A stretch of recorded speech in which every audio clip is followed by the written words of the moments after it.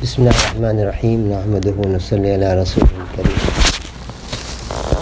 اللہ تبارک و تعالیٰ نے پوری کائنات بنائی ہے اور اس میں تین قسم کی مخلوق بنائی ہے۔ 18,000 مخلوق ہم کہتے ہیں، 18,000 لیکن ان کو کیٹیگرائز کریں نا تو 3 قسم کی مخلوق ہیں۔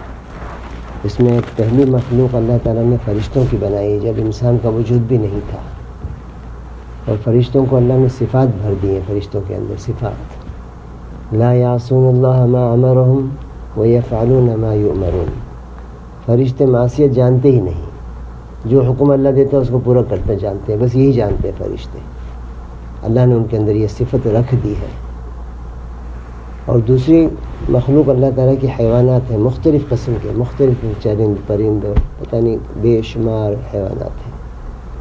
ان حیوانات پر کوئی احکام نہیں رکھے اللہ پاک نے، کھانا پینا، حلال حرام، جائز ناجائز، ایسا کچھ بھی نہیں ہے جانوروں کے اوپر۔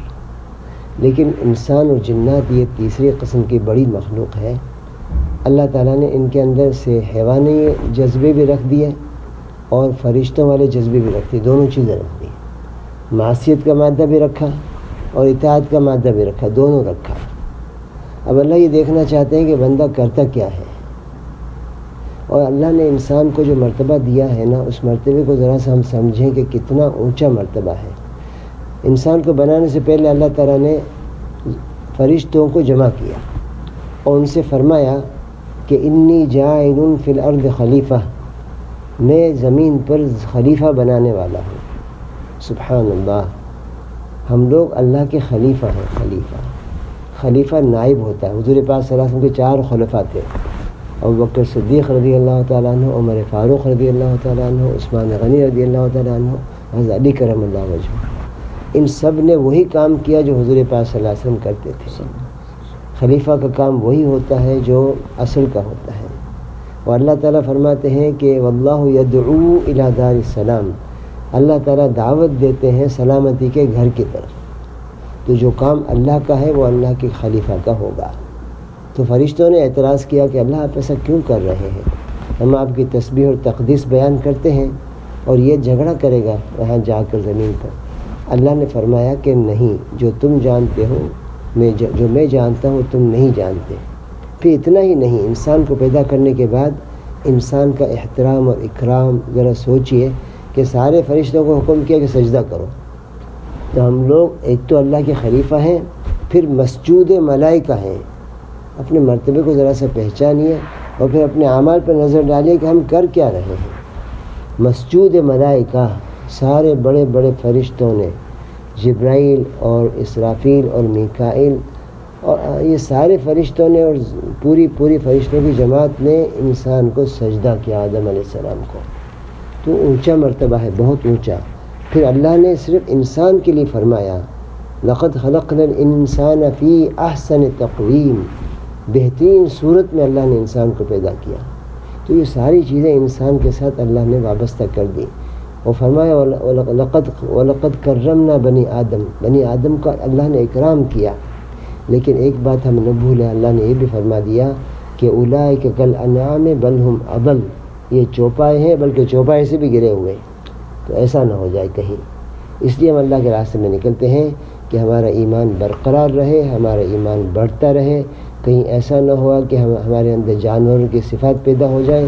اللہ نے 2 خوبیاں ہمارے اندر رکھی ہیں اور دونوں صفات رکھی ہیں، تو کہیں حیوانی صفات ہمارے اندر بڑھ نہ جائیں اور ملکوتی صفات جو ہیں فرشتوں والی وہ کم نہ ہو جائیں اور معصیت میں آگے نہ بڑھ جائیں۔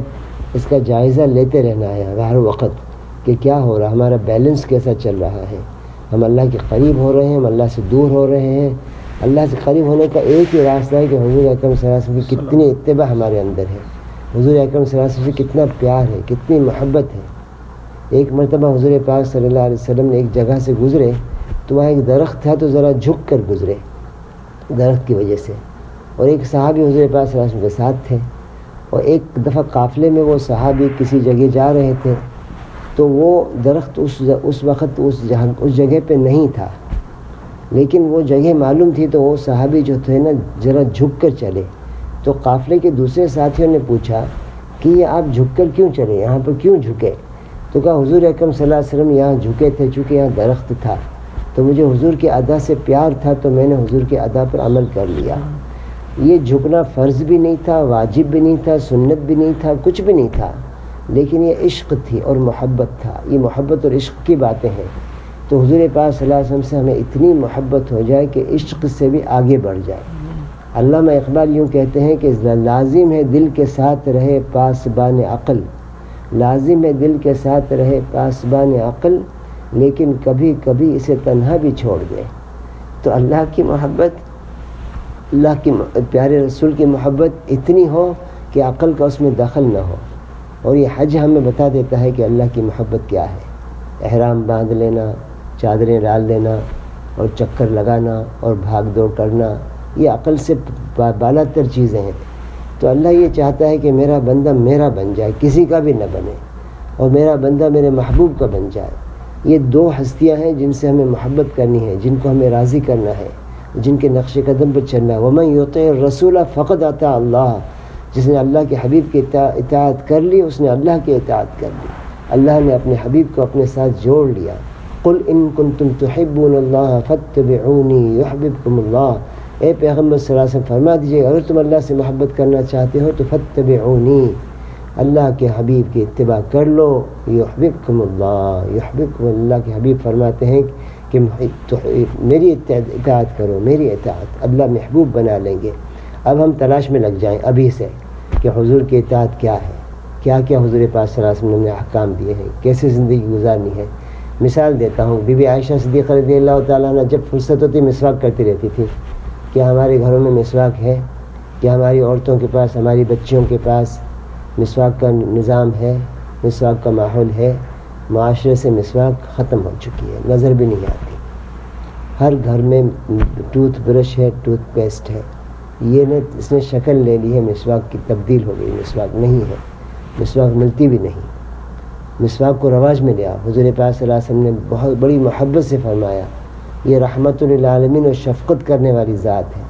فرمایا کہ اگر مشقت کا ڈر نہ ہوتا تو مسواک فرض کر دیتا، ہم اپنے اوپر فرض کر لیں۔ میں اس بات کو ذرا تاکید سے کہتا ہوں کہ حضور پاک صلی اللہ علیہ وسلم سنتوں کو چھوڑنا کبیرہ گناہ سمجھ لو، معمولی گناہ نہ سمجھو۔ حضور کی سنت، حضور کے امتی سے کیسے چھوٹ جائے؟ ہم حضور پاک صلی اللہ علیہ وسلم ساری سنتوں کو اپنانے کے لیے اللہ کے راستے میں نکلتے ہیں کہ کوئی ایک سنت ہم سے نہ چھوٹے۔ سری لنکا میں مجھے ایک بزرگ ملے، انہوں نے بڑی عجیب بات کہی، مجھے بڑا مزہ آیا اور پھر میں نے اس پر عمل شروع کر دیا۔ کہنے لگے کہ یہاں پر آج کل جو ٹوائلٹس ہوتے ہیں نا وہ اٹیچ ہوتے ہیں، اور اس میں بیت الخلاء بھی اسی میں ہوتا ہے، وضو خانہ بھی، واش بیسن بھی اسی میں ہوتا ہے۔ تو آدمی کیا کرتا ہے، استنجے سے فارغ ہو کر اندر ہی وضو کر لیتا ہے۔ تو وہ سنت رہ جاتی ہے کہ استنجے سے فارغ ہو کر بایاں پاؤں نکال کر حمام سے باہر نکلنا اور دعا پڑھنا، تو یہ سنت رہ جاتی ہے، اس سے ہم محروم ہو گئے ہیں۔ تو وہ کہنے لگے کہ ہم کیا کرتے ہیں کہ حمام سے فارغ ہو کر استنجا سے اور باہر آ جاتے ہیں 1 سیکنڈ کے لیے، بائیں پاؤں سے باہر آ جاتے ہیں، یہ دعا پڑھ لیتے ہیں اور پھر حمام کھلا رکھ کر واش بیسن میں وضو کر لیتے ہیں تاکہ وہ سنت نہ چھوٹے۔ تو اس پر ہم عمل کرتے تھے کہ حضور پاک صلی اللہ علیہ وسلم سنت اس اٹیچ بات کی وجہ سے مفقود ہو گئی ہے، یہ فقدان ختم ہو جائے۔ تو لوگ اس انداز سے سوچتے ہیں، تو مجھے یہ بات اچھی لگی، پھر میں نے اس کو پریکٹیکل کیا اور لوگوں کو بھی یہ بات بتاتا رہتا ہوں کہ اس طرح کریں، ہم تلاش کریں حضور پاک صلی اللہ علیہ وسلم کو سنت ہم سے چھوٹتی تو نہیں۔ اور حضور صلی اللہ علیہ وسلم نے یوں بھی محبت سے فرمایا کہ اگر مشقت کا ڈر نہیں ہوتا تو میں تہجد فرض کر دیتا۔ ہم فرض سمجھ لیں، پیارے آقا نے اتنی محبت سے فرمایا تو ہم کیوں چھوڑیں؟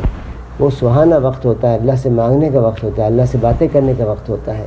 پکی نیتیں کر لیں کہ ہم تہجد پڑھیں گے۔ میں نے وہاں بیت انصار میں ساتھیوں سے کہا کہ سونے سے پہلے 4 رکعت پڑھ لو، دو کر کے تہجد کی نیت سے۔ یہ ابتدائی وقت کی تہجد ہو گئی اور آپ تہجد گزار بن گئے، کوئی مسئلہ ہی نہیں ہے۔ لیکن فجر سے کچھ دیر پہلے اٹھ کر 2 رکعت اور پڑھ لو تو 8 رکعت تہجد کی ہیں، اس کی پابندی کر لو۔ اشراق کی 4 رکعت، چاشت کی 12 رکعت یا 8 رکعت، مغرب کی 6 رکعت، اوابین کی 6 رکعت۔ فرض نمازوں کے علاوہ نفل نمازیں ہمارے ساتھ چپکی ہوئی ہوں، نفلوں کے ذریعے سے اللہ کا قرب ملتا ہے۔ ایک حدیث قدسی کا مفہوم ہے کہ اللہ تعالیٰ نفلوں کے ذریعے فرماتے ہیں کہ میں اپنے بندے کو قریب کر لیتا ہوں، اس سے محبت کرتا ہوں۔ بندہ نفلوں کے ذریعے سے مجھ سے قریب ہوتا ہے، میں اس سے محبت کرتا ہوں، حتیٰ کہ میں اس کا کان بن جاتا ہوں جس سے وہ سنتا ہے، میں اس کی آنکھ بن جاتا ہوں جس سے وہ دیکھتا ہے۔ اس طرح سے اللہ تعالیٰ اس بندے کے سارے اعمال جو ہوتے ہیں نا اللہ کی مرضی کے مطابق شروع ہو جاتے ہیں۔ تو یہ باتیں عمل کی ہیں، عمل کی، ان پر ہم عمل کرنا شروع کر دیں، دیر نہ کریں۔ موت سر پہ منڈلا رہی ہے اور بہت جلد آ جاتی ہے، اچانک سے آ جاتی ہے۔ کتنوں کا سنتے ہیں، اس کا بھائی کا انتقال ہو گیا، اس کا فلاں کا انتقال ہو گیا، اس کے بیٹے کا انتقال ہو گیا۔ باپ آنے میں تو ترتیب ہے، جانے میں ترتیب نہیں ہے۔ پوتے کا انتقال ہو گیا، دادا ابو زندہ ہیں ابھی تک، پوتا چلا گیا، تو جانے میں ترتیب ہے۔ پوتا پہلے نہیں آ سکتا، دادا ابو پہلے آئیں گے پھر پوتا پیدا ہوگا۔ ایسا نہیں ہو سکتا پوتا پہلے سے پیدا ہو جائے، یہ ترتیب ہی نہیں ہے، لیکن پوتا پہلے چلا جائے گا، ایسا ہو سکتا ہے۔ تو ہم کب چل بسیں گے ہمیں پتہ نہیں ہے۔ تو مجھے آپ کو سب کو موت کی ہر وقت فکر رہے، اسی اعتبار سے تیاری ہو، حضور پاک صلی اللہ علیہ وسلم کی محبت بھرپور ہو دلوں کے اندر۔ ایک دو محبت کے قصے میں آپ لوگوں کو سنا دوں تاکہ صحابہ نے کیسے محبت کی حضور اکرم صلی اللہ علیہ وسلم سے، یہ قصے ذرا ہمارے سامنے ہو تو ہماری عقلیں ذرا ہوش میں ہمیں کچھ بیداری نصیب ہو۔ صوبان رضی اللہ تعالیٰ عنہ کی عمر 15 سال یا 16 سال کی تھی۔ 16 سال کے بچے کو غلام کہتے ہیں عربی میں، غلام۔ تو صوبان ایک دن بہت رو رہے تھے، بے تحاشا رو رہے تھے، تو حضور پاک صلی اللہ علیہ وسلم آ گئے۔ صوبان حضور صلی اللہ علیہ وسلم کو چھوڑتے نہیں تھے، حضور کی خدمت میں ہی رہا کرتے تھے، حضور سے بہت محبت کرتے تھے۔ تو جب خوب رو رہے تھے تو حضور پاک صلی اللہ علیہ وسلم آگے تو صوبان سے پوچھا، صوبان کیوں رو رہے ہو؟ کہ اللہ کے رسول آج تو آپ نے بہت تاخیر کر دی، آنے میں بہت دیر کر دی، تو میں گھبرا گیا کہ کہیں آپ کو تکلیف میں تو نہیں ڈال دیا، کوئی آپ کو کوئی پریشانی تو نہیں آ گئی، دشمنوں نے آپ کے ساتھ کوئی مکر تو نہیں کر ڈالا، میں گھبرا رہا تھا، آپ آ گئے۔ تو کہا آپ کیوں رو رہے ہو؟ کہ اب میں یوں سوچ رہا ہوں کہ میں جنت میں چلا گیا تو میری جنت تو بہت ہلکے درجے کی ہوگی، آپ تو اعلیٰ جنتوں میں ہوں گے، تو میں تھوڑی سی تاخیر آپ کی برداشت نہ کر سکا، بے قابو ہو گیا، تو جنت میں بغیر آپ کے دیدار کے میں کیا کروں گا؟ یہ 16 سال 15 سال کے بچے کا عشق ہے حضور پاک صلی اللہ علیہ وسلم کے ساتھ، کہ تڑپ رہے ہیں کہ تاخیر کیوں ہو گئی، اور جنت فوراً یاد آ گئی۔ یہ کیا تربیت ہوتی تھی ان بچوں کی، کتنی محبت ان کے دلوں میں ہوتی تھی اللہ کے پیارے حبیب کی۔ ایسا ایک قصہ نہیں ہے، بے شمار قصے ہیں۔ زبیر رضی اللہ تعالیٰ عنہ کی بھی عمر 15-16 سال کی تھی۔ یہ کون تھے زبیر؟ اللہ نے کیسے چنے ہوئے لوگ رکھے تھے حضور صلی اللہ علیہ وسلم کی صحبت کے لیے۔ دوپہر کی سخت دھوپ میں زبیر رضی اللہ تعالیٰ عنہ نے تلوار ہاتھ میں لی اور باہر نکل گئے، اور آنکھوں میں سرخی تھی، چہرے پہ غصہ تھا، اور ادھر ادھر دوڑ رہے تھے۔ حضور پاک صلی اللہ علیہ وسلم پہ نظر پڑ گئی تو آنکھوں کی سرخی ختم ہو گئی، غصہ دور ہو گیا، سکون مل گیا، بے چینی ختم ہو گئی، ادھر ادھر جو بھاگ رہے تھے وہ خاموش ہو گئے، بھاگنا چھوڑ دیا۔ حضور پاک صلی اللہ علیہ وسلم نے پوچھا، زبیر ابھی تم اس وقت کیوں نکلے ہو یہاں پر؟ تو کہا اللہ کے رسول میں نے یہ سنا تھا کہ دشمنوں نے آپ کو پکڑ لیا ہے اور آپ کو ان وادیوں میں چھپا دیا ہے، تو میں گھبرا گیا کہ ایسا کیوں ہو گیا۔ تو حضور پاک صلی اللہ علیہ وسلم مسکرائے اور فرمایا کہ زبیر اگر واقعی مجھے پکڑ لیتے تو تم کیا کرتے، اور ان وادیوں میں چھپا دیتے تو کیا کرتے تم؟ تو زبیر رضی اللہ تعالیٰ عنہ نے ننگی تلوار کو ہوا میں لہرایا، 15 سال کا بچہ، کہنے لگے کہ اللہ کے رسول میں خون کی ندیاں بہا دیتا، مکہ مکرمہ میں خون کی ندیاں بہا دیتا۔ اللہ تعالیٰ نے جبرائیل علیہ السلام کو بھیجا اور زبیر کی جوان مردی کی داد دی اور فرمایا کہ آج کے بعد جتنی تلواریں جہاد کے لیے چلیں گی زبیر کا اس میں حصہ ہوگا۔ یہ ایسے لوگ تھے۔ ہم عشق اور محبت سے بہت دور ہو گئے۔ میں اپنے ساتھیوں سے کہتا ہوں کہ اللہ ہمیں معاف کر دے۔ 180 درجے کا زاویہ ہے، 180 درجے کا زاویہ۔ اگر وہ مغرب میں تھے تو ہم مشرق کی طرف چلے گئے۔ ہم اللہ کے راستے میں اس لیے نکلتے ہیں کہ یہ زاویہ کم ہو جائے، یہ 90 پہ پہنچے، پھر 45 پہ پہنچے اور پھر بالکل مل جائے، یہ 0 ہو جائے۔ ہمارا زاویہ زیرو ہو جائے، ہم صحابہ کی تمام نقل کرنے والے ہوں، حضور کی اتباع میں چلنے والے ہوں، اس کے بغیر ہمیں چین نہ پڑے، ایک سنت چھوٹ جائے ہم بے چین ہو جائے، ہمارے آنسو بہہ پڑیں، نکل پڑے آنسو، ہم تڑپ جائیں، ہچکیاں بندھ جائیں کہ ہمارے گھر سے حضور کی سنت کیوں نکلی، کیوں چھوٹی۔ ایسا جب ہو جائے گا نا تو پھر اللہ ہمیں اپنا محبوب بنا لیں گے، پھر پیاری اور خوبصورت موت ہمیں نصیب ہوگی، پھر اللہ کی رضا ہمیں نصیب ہوگی۔ اللہ تعالیٰ اعلان فرما دیں گے کہ اس بندے سے میں محبت کرتا ہوں، اے فرشتوں تم بھی محبت کرو۔ جبریل علیہ السلام اعلان کر دیں گے فرشتوں کے سامنے، اور زمین میں محبت قائم ہو جائے گی ان بندوں کی جو اللہ سے محبت کرنے والے ہیں اور اللہ ان سے محبت کرنے والے ہیں۔ یہ کوئی مشکل کام نہیں ہے، بہت آسان ہے۔ دنیا کمانا مشکل ہے، آسان ہے آخر کمانا بالکل آسان ہے۔ سبحان اللہ کہنا بالکل آسان ہے، لیکن دنیا کے لیے مشقت کرنا اور اٹھانا اور کمانا یہ بہت مشکل کام ہے۔ میں ابھی وہاں بیٹھا ہوا تھا اپنے ساتھیوں کے پاس بیت انصار میں، تو میں میمن ہوں، میمن کے حساب سے ان کے سامنے ایک بات کی کہ میمن کمانا جانتا ہے، کمانا اس کا کام ہی کمانا ہے، اس کے بغیر اسے کوئی چیز اور سوچتی نہیں۔ تو میں نے ان ساتھیوں سے کہا کہ دیکھو، صرف سمجھانے کے لیے یوں دیکھو کہ اگر ایک دفعہ سبحان اللہ کہو گے نا تو 500 ریال کا نوٹ تمہیں مل گیا، اور 100 دفعہ ہو گیا، 100 دفعہ، ایک دفعہ بھی 500، 100 دفعہ کہو گے تو 50,000 کے نوٹ آپ کے جمع ہو گئے، 500 کے 100 نوٹ، تو 50,000 ریال جمع ہو گئے۔ یہ پونجی آخرت کی جمع کرتے چلے جاؤ، یہ آپ اتنی جمع کر سکتے ہو کہ لا تعداد، اس میں کوئی رکاوٹ نہیں ہے، کوئی رکاوٹ نہیں ہے۔ پیسوں کے کمانے میں رکاوٹ ہے، آپ کے بس میں نہیں ہے کہ آپ کتنا کمائیں گے، بھاگ دوڑ کریں گے لیکن جتنا نصیب میں ہوگا اتنا ہی آپ کو ملے گا۔ ایک جگہ پہ ڈرائیور ہے تو اس کی 1,000 ریال تنخواہ ہے، ایک بہت بڑی کمپنی میں ڈرائیور، اس کی 5,000 ریال تنخواہ ہے، دونوں ڈرائیور ہیں، 1,000 تنخواہ ہے، 5,000 تنخواہ ہے۔ 1,000 تنخواہ والا گھر کا ڈرائیور ہے، صبح و شام بیچارہ بھاگ دوڑ کرتا ہے۔ کمپنی کا ڈرائیور 8 گھنٹے کام کرتا ہے، 5,000 ریال تنخواہ اٹھاتا ہے۔ یہ اللہ کی تقسیم ہے، اللہ جس کو چاہے عطا فرمائے۔ لیکن یہ جو ذکر و اذکار و قرآن کی تلاوتیں، یہ سب ہمیں مفت میں مل رہی ہیں، یہ آخرت کا بیلنس ہے۔ بی بی ام ہانی رضی اللہ تعالیٰ عنہ فرماتی ہیں کہ وہ بوڑھی تھی، بوڑھی، حضور پاک صلی اللہ علیہ وسلم سے عرض کرنے لگے اللہ کے رسول میں بوڑھی ہو گئی ہوں، مجھے کوئی آسان سا وظیفہ بتا دیجئے، میں بیٹھے بیٹھے کرتی رہا کروں، کوئی لمبا وظیفہ نہ ہو۔ بوڑھوں کا بھی اللہ کے حبیب نے علاج بتا دیا، آسان سے نسخے بتا دیے۔ تو فرمایا کہ تم 100 دفعہ سبحان اللہ کہہ لیا کرو، تمہیں اس کا ثواب ایسا ملے گا جیسا تم نے 100 غلام آزاد کروا دیے، اور 100 دفعہ الحمدللہ کہو، اس کا ثواب ایسا ملے گا جیسے تم نے 100 گھوڑے لگام وغیرہ کے ساتھ جہاد میں دے دیے، اور 100 دفعہ اللہ اکبر کہہ لو، اس کا ثواب ایسا ہوگا جیسے تم نے 100 اونٹ قربان کیے اور تمہاری قربانی قبول ہو گئی۔ اور 100 دفعہ لا الہ الا اللہ کہہ لو، اس کا ثواب آسمان و زمین کے درمیان کو بھر دے گا اجر سے۔ اتنا آسان سا نسخہ اور اتنا بڑا اجر۔ تو ہم ایک دفعہ جماعت میں نکلے تھے تو 2 نئے ساتھی میرے ساتھ تھے، وہ میمن تھے، تو میں نے یہ کمائی کی باتیں میمنوں کو میمنی انداز میں سمجھائی۔ میں نے کہا دیکھو یہ غلام جو ہے نا وہ 12,000 درہم کا ایک غلام ہوتا تھا، تو 100 غلام 12 لاکھ کے ہو گئے، 12 لاکھ، اور گھوڑے 10,000 ریال کا ایک گھوڑا ہے آج کل، کم سے کم 10,000 ریال، تو یہ 10 لاکھ ہو گئے، 12 لاکھ اور 10 لاکھ 22 لاکھ، اور اونٹ 4,000 ریال سے کم کا نہیں ہے، یہ 4 لاکھ ہو گئے، تو 26 لاکھ تو یہ ہو گئے۔ اور آسمان و زمین کا خلا بھر جانا ثواب سے اس کو بھول جاؤ، اس کو تھوڑی دیر کے لیے چھوڑ دو، 26 لاکھ تو آپ نے اتنے سے میں جمع کر لیے۔ تو یہ دونوں اس کے بعد نماز کا وقت تھا، نماز کے لیے چلے گئے۔ نماز کے بعد مجھ سے کہا انہوں نے کہ امیر صاحب ہم نے آپ کو اب 52 لاکھ روپے دے دیے۔ میں نے کہا کیسے؟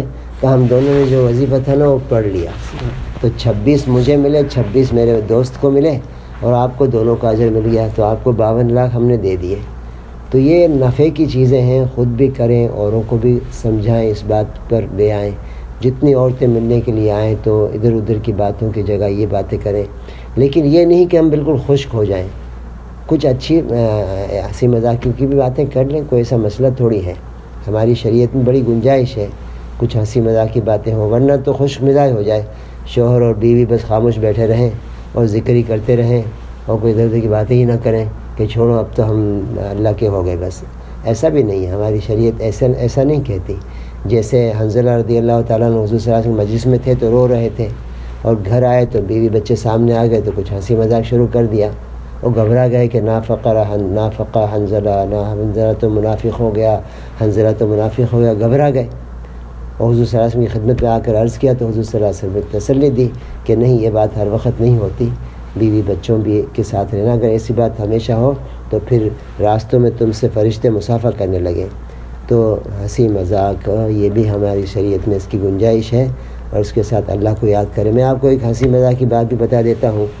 میں کبھی گھر میں ہنسی مذاق کی بات کرتا ہوں نا تو بچوں سے کہتا ہوں دیکھا ہم ہنس پڑے نا، اس ہنسنے پر اللہ کا شکر ادا کریں کہ اللہ نے ہمیں ہنسایا ہے. تو شکر کرنے سے اللہ تعالیٰ ہمارے ہنسنے کو بھی بڑھا دیں گے. ہنسنا اور تبسم جو ہے یہ بھی اللہ کا انعام ہے، ورنہ ہم روتے رہتے. اتنے مسائل اتنے پریشانیوں میں ہم روتے رہتے. تو کبھی کبھی ہنسی مذاق کی بات کرنا یہ صحت کے لیے بھی ضروری ہے. تو کل جو ساتھی بیٹھے ہوئے تھے نا، ان ساتھیوں میں نے ایک ایسے ہی بات کر دی، آپ لوگوں کو بھی سنا دیتا ہوں. اچھی بات تو نہیں ہے لیکن ذرا دل لگی کی بات ہے، ہنسی مذاق کی بات ہے، لیکن ہم اس پر اللہ کا شکر ادا کریں کہ اللہ نے ہمیں ہنسنے بولنے کا موقع دیا. میں کبھی شادی میں کبھی جاتا ہوں نا تو دولہے میاں سے مسافہ ہوتا ہے تو میں دولہے میاں کو ایک نصیحت کرتا ہوں کہ دیکھو بیوی کو اپنی مت بنانا، کوئی کوشش ہی مت کرنا کہ بیوی تمہاری بن جا. وہ بیوی کو اللہ کی بنا دینا، بس وہ اللہ کی بن گئی تو تمہاری بن گئی. اور کوئی دلہن ہوتی ہے جو ہماری رشتہ دار ہوتی ہے جس سے میرا نامحرمی کا مسئلہ نہیں ہوتا، تو اس کو بھی بیٹی کو کہتا ہوں دیکھو بیٹا اپنے شوہر کو اپنا مت بنانا، شوہر کو اللہ کا بنا دینا اور دونوں مل کر اللہ کو راضی کرنے میں لگ جانا. پھر تم دونوں راضی ہی رہو گے، ہمیشہ خوشی رہو گے، کیونکہ دونوں اللہ کے بن جاؤ گے. پھر اللہ تمہارے اندر محبت بھی ڈال دے گا. تو میں نے ساتھیوں کے سامنے ایک لطیفہ سنایا. میں نے کہا دیکھو ایک آدمی کی عمر 70 سال کی تھی، ہمیشہ خوش باش رہتا تھا، کبھی اسے کوئی تکلیف نہیں ہوتی تھی، خوش رہتا تھا. تو ساتھیوں نے پوچھا کہ یار تمہارا گھر کا ماحول بڑا اچھا لگتا ہے، چونکہ تم نے کبھی پریشانی دیکھی نہیں، ہم نے کبھی تمہارے چہرے پہ بل ہی نہیں دیکھا، تو لگتا ہے ایسا کہ تمہارا حسن معاشرت گھر میں بڑا اچھا ماحول ہے.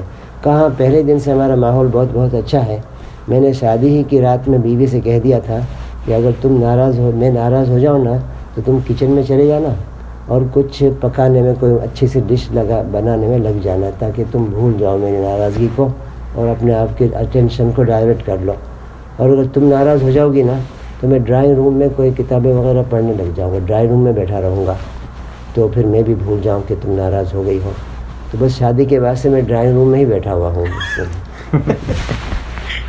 تو اس لیے بالکل خوش ہوں میں.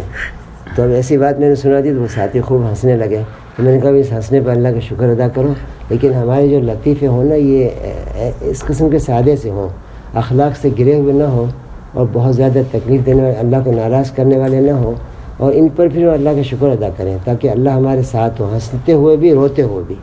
لیکن حضور پاک صلی اللہ علیہ وسلم روتے بہت تھے اور فرمایا اس کا مفہوم ہے کہ جو میں جانتا ہوں اگر تم جاننے لگو تو ہنسنا بہت کم کر دو اور رونا کثرت سے کر دو.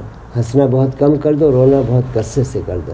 تو میں نے ہنسنے کی بات اس لیے کر لی کہ ہمیں رونا بہت ہے، اس لیے تھوڑا سا ہنس لیں گے تاکہ رونے کی گنجائش ہو جائے گی. تو ہماری زندگی رونے میں، اللہ کو منانے میں، اللہ کو راضی کرنے میں، نمازوں کی پابندی میں، ذکر میں، قرآن کی تلاوت میں، ایسی ہی چیزوں میں ہماری زندگی گزرتی رہے اور اللہ ہمارا ہم سے راضی ہوتا رہے اور اللہ کے حبیب ہم سے راضی ہوتے رہیں. ایسے ہماری زندگی گزرے گی تو انشاءاللہ دنیا بھی اچھی ہوگی، آخرت بھی اچھی ہوگی. اللہ ہم سب کو قبول فرما دے. اللہم صلی علی سیدنا محمد وعلی آلہ وصحبہ اجمعین. اے اللہ ہمارے گناہوں کو معاف فرما، ہمارا خاتمہ ایمان کے ساتھ فرما. اللہ تو ہمیں اپنا بنا لے، اپنی محبت عطا فرما دے، اپنے محبوب کی محبت عطا فرما دے، اپنے محبوب کی محبت کو تمام محبتوں پہ غالب فرما دے. اللہ تو ہم سے راضی ہو جا. اللہ ہم سے کبھی بھی ناراض نہ ہونا دے. ہم سے ایسے کام کروا لے جو تیری رضا کا سبب بن جائے. اللہ اپنے محبوب کی پوری اتباع نصیب فرما دے. اللہ اپنے محبوب کا تعلق دے دے، اپنا تعلق دے دے، اپنا قرب دے دے. اللہ یہ وبا اور بلا ٹال دے. حرمین شریفین کھول دے. اللہ حجر اسود کے بوسے کھول دے، ملتزم سے چمٹنا کھول دے، طواف اور عمرے کھول دے. اے اللہ اس سال ہمیں حج سے محروم نہ کرے، پوری دنیا سے وہی جو حج کے قافلے آتے تھے آنا شروع ہو جائیں۔ اللہ ہمارے گناہوں کو نہ دیکھ، اپنی رحمت کی وسعت پہ نظر فرما دے اللہ ہم بہت گناہوں میں ڈوب چکے ہیں، ہم سے ناراض نہ ہو جائے اللہ فیصلے فرما دے۔ روزہ من ریاض الجنہ، یہ جنت کا باغ ہم سے بند ہو گیا، ہم پر بند ہو گیا اللہ، جنت الفردوس میں بھی ہمیں عطا فرما دے جگہ، حضور پاک صلی اللہ علیہ وسلم کی مواجہ شریف صلاۃ و سلامی کے لیے کھول دے اللہ پھر سے رحمتیں برسا دے، رحمت کی بارشیں کل برسی ہیں، ہر قطرے پر تو ایک ایک انسان کو ہدایت دے دے، ہر قطرے کے مطابق ہم تیری تعریف بیان کرتے ہیں، ہر قطرے کے مطابق تو حضور پاک صلی اللہ علیہ وسلم صلاۃ و سلام بھیج دے اللہ ہماری دعاؤں کو اپنے حبیب کے صدقے میں قبول فرما لے اللہ تیرے محبوب کی پوری امت پریشانیوں میں ڈوبی ہوئی ہے، تو پریشانیاں دور کر دے اللہ ہماری دعاؤں کو اپنے حبیب کے صدقے میں قبول فرما لے اللہم صلی علی سیدنا محمد وعلی آلہ وصحبہ اجمعین برحمتک یا ارحم الراحمین۔ کوشش کریں یہاں سے نقد جماعتیں نکلے ہیں۔